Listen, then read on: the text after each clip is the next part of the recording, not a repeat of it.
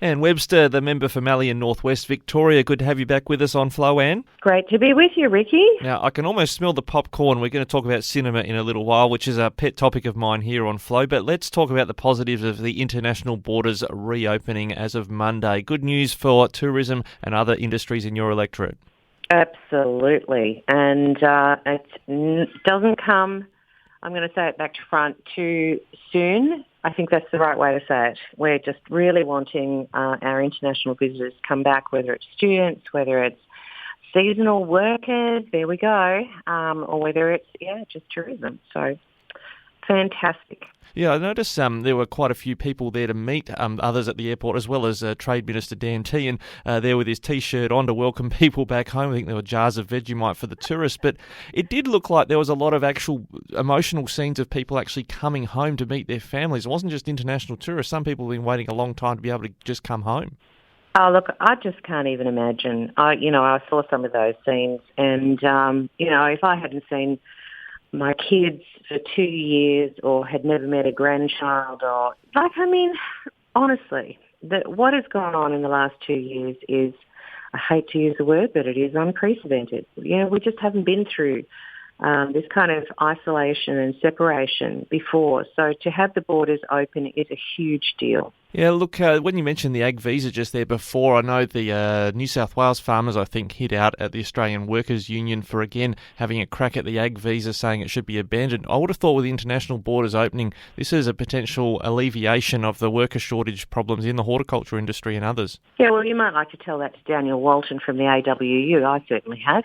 And in stronger terms, I just think that their behaviour and their statements about the business model of farmers being to use exploited workforce is just appalling and fundamentally not true.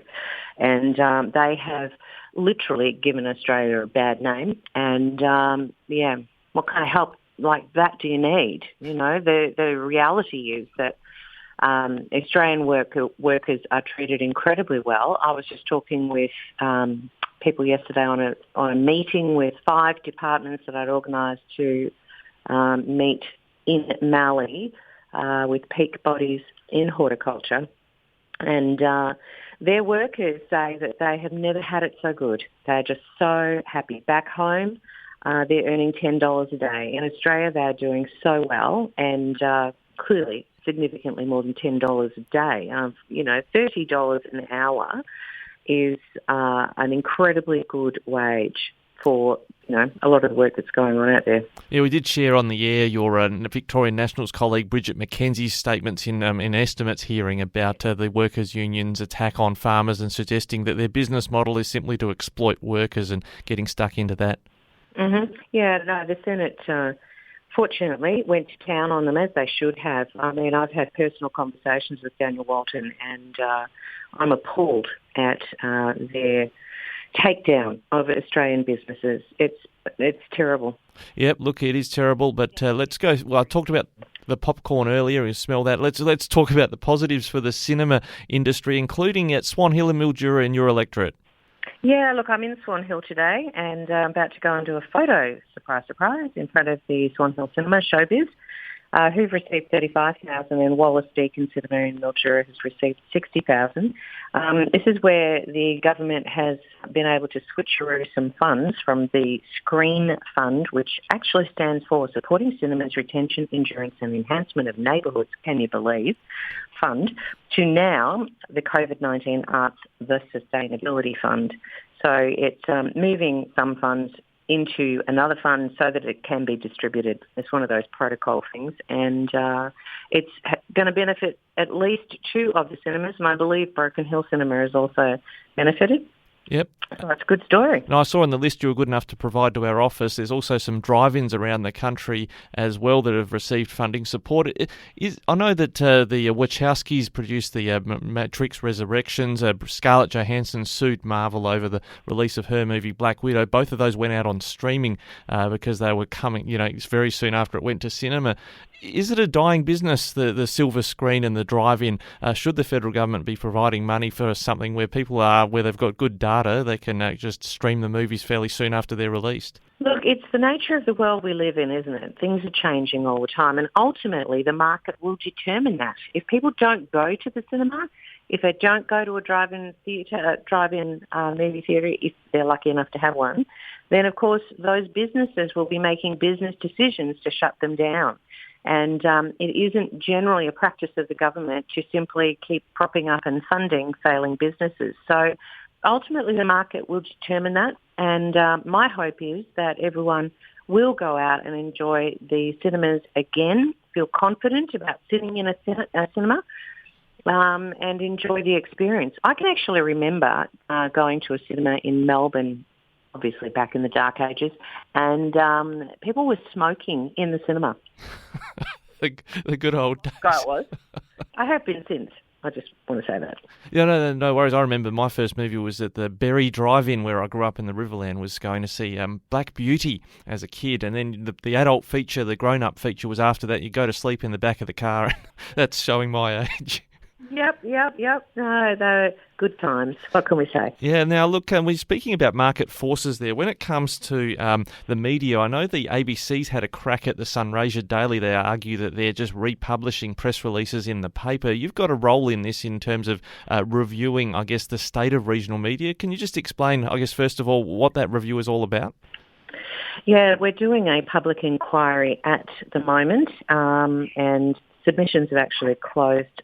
Sadly, it began on the 24th of December, and we are about to have our first public hearing on Monday, so I'll be zipping off to Canberra again to chair that, and looking at a range of regional newspapers in particular who provide news for regional centres where they're, if we didn't have them, local news wouldn't be heard. We've had a shift to digital again, talking about screening, or streaming, I should say. We've also moved to digital news, whether it's Facebook, please don't do that, or, reliable sources. So we want to know what does it mean? How have regional newspapers survived the COVID period, where many of them, such as Sunraysia Daily, closed down for a period? And what kind of supports do they need? Yeah, so I guess, look, I'm not going to preempt the findings of the inquiry, but I think it's a very important one. Our regional news sources have to remain intact. It's a community service, ultimately. Well, the reason I mentioned market forces earlier, talking about in the cinema context, is that the ABC is not exposed to those market forces. They're just subject to what the government decides to fund them in terms of a budget. It just seemed a bit rich for them to be lecturing media organisations on that are commercial and have to rely on either subscribers or advertising to survive.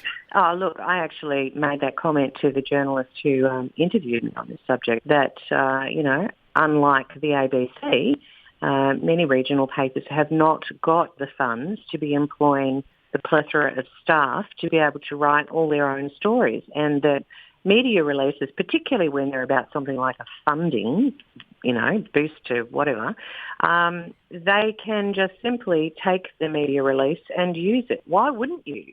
It's not a contentious issue. There's no controversy here. It is about getting information out to the public. And if you're short-staffed and short on time, of course, why wouldn't you use us? That's why we put them together. Will this inquiry be looking at, I guess, where federal funding maybe has failed to land in regional areas? We know of some examples where money intended for regional outlets ended up at a metropolitan outlet pushing services into the regions, or indeed the funding ended up going to an organisation in a regional area that then folded and was folded into a metropolitan one. Is that within the scope of the inquiry? Look, I hope so. I do know that there have been issues raised with me in the last couple of years about funding that has gone to News Corp, for example, who have a regional journo in Mildura, say. They fund them to produce regional news, and so they think they should be getting funding from the federal government to provide that service, as opposed to an actual publisher in a regional town who is providing news at a local level. Yeah, it just does seem to us, the way we look at it, and I know our business will be making a submission to it, that all the funding that's done so far is help strengthen the hand of metropolitan corporate interests in regional Australia while more outlets keep folding. Yeah, well, I can assure you, in my watch, that won't be happening.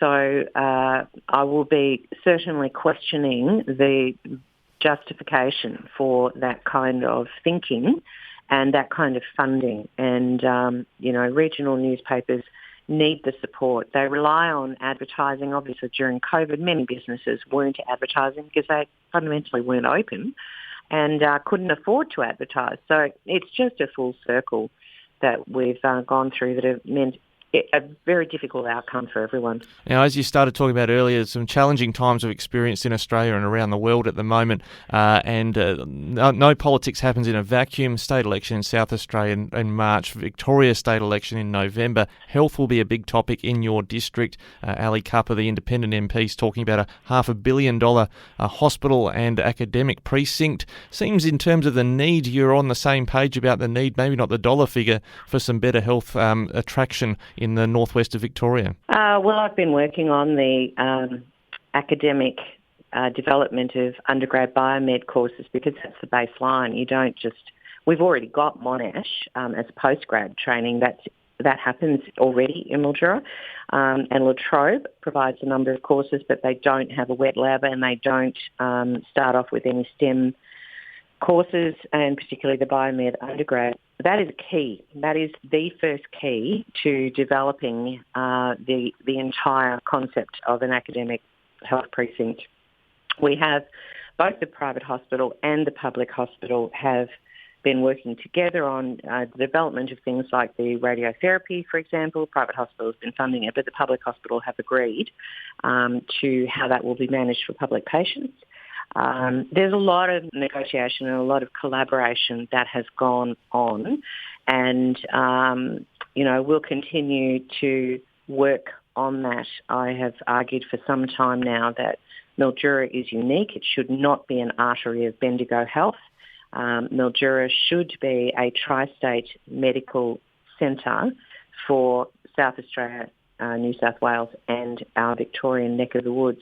We certainly have the capacity. We need to be able to have the training mechanisms in place. And again, going back to my original point, the undergrad biomed is critical. We need to have a closed pipeline from secondary school all the way through to postgrad, so the kids from our secondary colleges who currently head off to Melbourne and Adelaide or Sydney for their medical training actually train locally, because we know research shows that if they train locally, they're far more likely to stay local, and our workforce issues will only be mitigated if we have this kind of mechanism in place. Yeah, arresting the brain drain, making sure people can have their health issues dealt with locally. There's plenty on your plate there, Anne Webster, and thanks for sharing with us today, and we'll catch you again soon. Good on you. Thanks, Ricky.